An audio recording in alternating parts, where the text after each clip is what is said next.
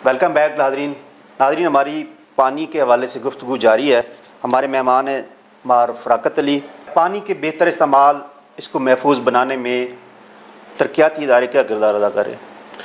जी other साहब, उसमें basically तरक्याती इदारे जो होते हैं वो तो एक हमदर्दी लेके निकलते हैं, दर्द दिल लेके निकलते हैं।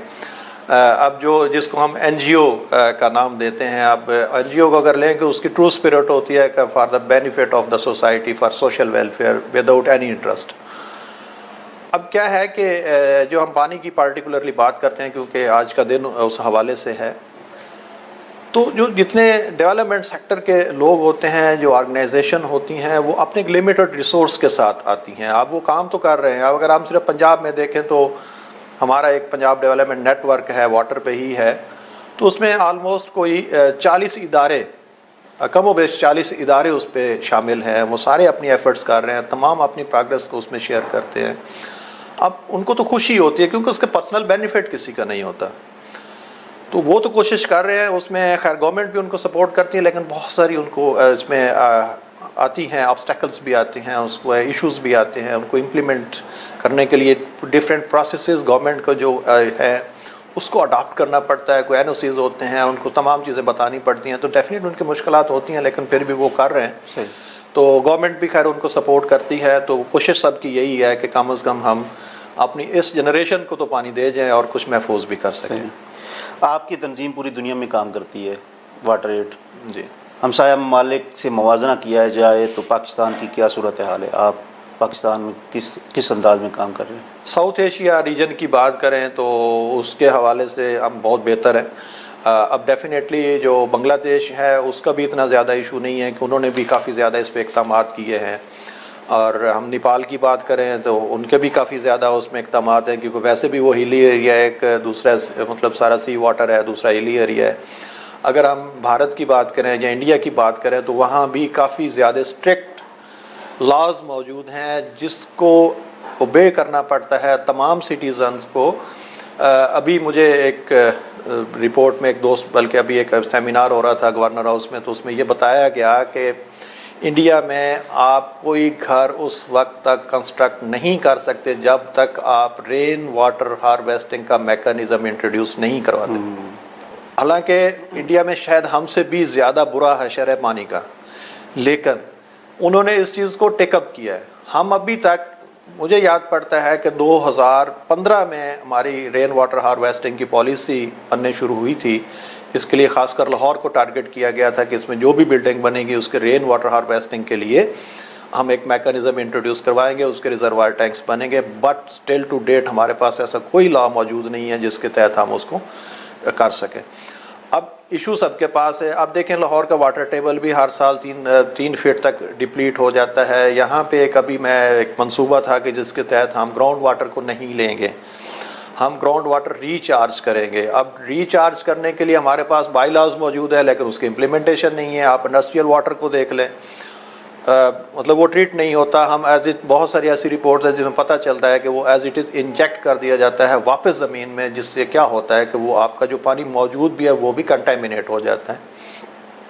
अब हम पंजाब में अगर देखें, आप अभी PCR WR की रिपोर्ट आई है तो उसमें सबसे बड़ा जो केमिकल फैक्टर आया है वो आर्सेनिक है, जिसको हम स्लो पॉइजनिंग कहते हैं, या वो जो काज करता है कैंसर का। अभी आप देखें आपके पास कैंसर की कितनी रेशो बढ़ गई है, तो हमें नहीं पता। किसी को वो कहता है मैं तो बिल्कुल सेहतमंद हूँ, पता चलता है जी उसको तो कैंसर है। तो वो बहुत सारे फैक्टर्स हैं जिस पे हमें बहुत इमीडिएट कुछ स्टेप्स लेने पड़ेंगे, उस पर इक़दामात करने पड़ेंगे। अदरवाइज़ हम बहुत जल्दी वो केप टाउन वाला हमारा अशर होने वाला जो साउथ अफ्रीका में, केप टाउन में पानी बिल्कुल ख़त्म हो गया। अब उन्होंने उस पर एमरजेंसी इम्पोज की हुई है। सही। तो उसके बाद हमारा नंबर है। अगर हमने उस पर कुछ नहीं किया तो हमारा नंबर बनेगा कि हमने वाटर स्कार्सिटी में हम दूसरे नंबर पे चले जाएंगे। मौजूदा हुकूमत ने कौमी सलामती पॉलिसी दी है जिसका एक अहम जुज़ बेहतर खुराक, मेयारी खुराक और मेयारी सेहत है। मेयारी खुराक की फराहमी में हुकूमत क्या किरदार अदा कर सकती है? देखें जी, हुकूमत सारा कुछ कर सकती है। उसमें होता है कि अब हमारे पास अगर हम बात करें तो मेयारी खुराक की, तो उसमें हमारे पास फूड अथॉरिटीज़ बनी हुई हैं। वो फेडरल भी है, वो प्रोविंशियल भी है, वो आपके हर एरिया के लिए वो बनी हुई है। अब ये है कि उस फूड अथॉरिटीज़ को जिन्होंने आपकी फूड क्वालिटी को बेहतर करना है, उसको कंट्रोल करना है, उसको आप स्ट्रेंथन कितना कर रहे हैं, उसको आपकी कैपेसिटी कितनी बिल्डिंग कर रहे हैं, उसमें आप उसको रिसोर्सेज क्या दे रहे हैं, उसको एक्सपर्टीज़ कितनी दे रही हैं, फिर उसकी मॉनिटरिंग आप कितनी कर रहे हैं, तो वो उस पर डिपेंड करता है। गवर्नमेंट सब कुछ कर सकती है, डेवलप्ड कंट्रीज़ कर सकते हैं, हम नहीं कर सकते, सब कुछ हो सकता है, but it requires dedication, purity, और ये कि मुझे अपनी नस्ल को अगर ठीक तरीके से परवान चढ़ाना है तो डेफिनेटली मैं कॉन्शियस हूँगा। अगर मुझे कॉन्शियसनेस है तो मैं फिर सारा कुछ ठीक भी कर सकता हूँ। तो डेफिनेटली जब तक हमारी अथॉरिटीज़ को इसको रेगुलेट नहीं करेंगे, अथॉराइज नहीं करेंगे, उसको कैपेसिटेट नहीं करेंगे, तब तक तो कुछ नहीं हो सकता।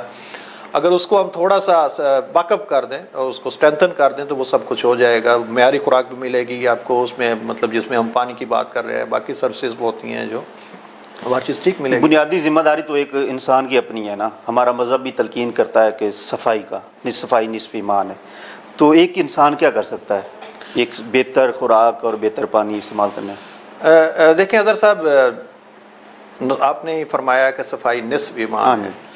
अब सफाई हम पता नहीं उसको किस कैटेगरी में लेते हैं।